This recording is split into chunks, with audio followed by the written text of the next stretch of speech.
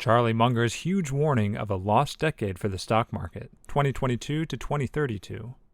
Charlie Munger, vice chairman of Berkshire Hathaway and Warren Buffett's longtime business partner, issued a dire warning on the manic momentum-driven trading activity by amateur investors and said commission-free trading apps like Robinhood were partly to blame for the bubble. Today we're going to talk all about Charlie Munger's huge warning for the stock market. So watch the video till the end, because today's video is going to be the bomb. Welcome to Investor Secret, your daily dose of wealth secrets. If you're interested in everything around big investors and their investment techniques, this is the place for you. Subscribe if you want to stay updated with all the investor secrets, predictions, and stay one step ahead in the financial world. Watch the video till the end and make sure to hit the like button if you want to be a millionaire within the next 3 years. Don't forget to enable all notifications to join our weekly cash giveaway pinned in the comments. Now let's get to our topic. Berkshire Hathaway Vice Chairman Charlie Munger tends to be much more direct with his warnings and criticisms than his business partner Warren Buffett. Munger didn't mince words when he said earlier this month that he considers today's stock market environment even crazier than the dot-com era. "I just can't stand participating in these insane booms," Munger said at the Sohn Hearts and Minds Investment Leaders Conference. "There's no great company that can't be turned into a bad investment just by raising the price." Munger, as usual, had harsh words for cryptocurrencies. He praised China's crackdown on crypto and said he wished the technology had never been invented. One way to avoid both crypto and getting burned by an overvalued market is to look at companies with stock that has dropped but seems poised for a rebound. Berkshire Hathaway's Charlie Munger isn't impressed with the recent popularity of stock trading apps like Robinhood, saying that they're akin to a gambling parlor. The billionaire investor appeared with fellow investing legend Warren Buffett on CNBC's special, Buffett and Munger, A Wealth of Wisdom, and the duo minced no words when revealing their attitudes towards the popular brokerage, saying that the promise of free trading is luring people away from more responsible forms of wealth generation. "It's telling people they aren't paying commissions, when the commissions are simply disguised in the trading," Munger said, referring to Robinhood's pledge that it is commission-free now and forever. He called the app a gambling parlor masquerading as a respectable business. Munger is far from the first to liken day trading and stock picking to gambling. Experts have warned that the ease of use of trading apps make it easier for users to lose large sums of money fast. And the popularity of day trading through apps like Robinhood increased dramatically worldwide during the pandemic.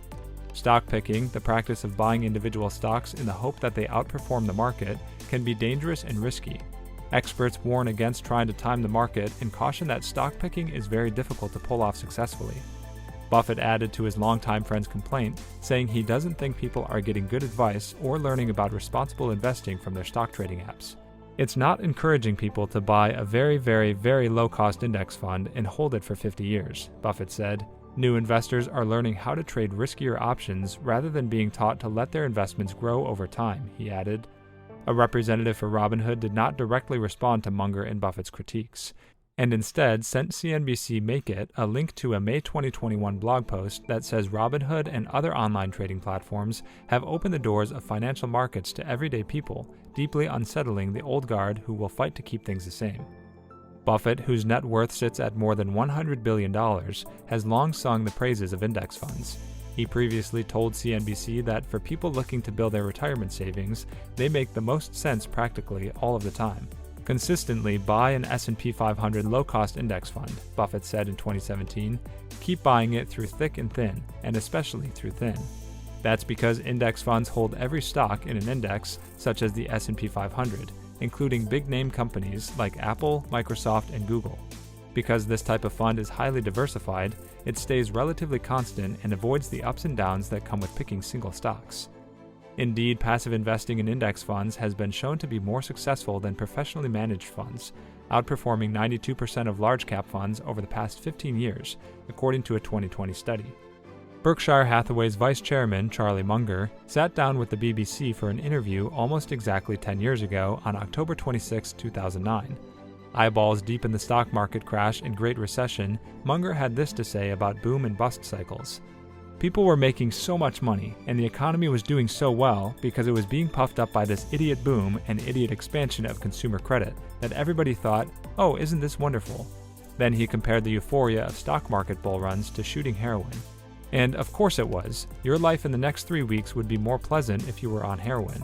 But it would totally destroy you over the long pull. And that's what an economy does when it allows itself to be seduced by the potential of an idiot boom into allowing all this gross immorality and this craziness to take over. In this one quote, Charlie Munger foretold the entire next decade of market activity. The world's central banks undertook a monetary experiment unprecedented in world history. The Federal Reserve and others multiplied the amount of circulating currency, and Fed Chairman Jerome Powell is still pushing the pedal to the metal today. As a result, U.S. consumer credit has expanded past its previous record high in 2008. U.S. Treasury debt yields today evince a frightful bubble as well. Anyone seeking evidence that this gross immorality and craziness, in Munger's words, has created a stock price bubble need to look no further than the WeWork fiasco.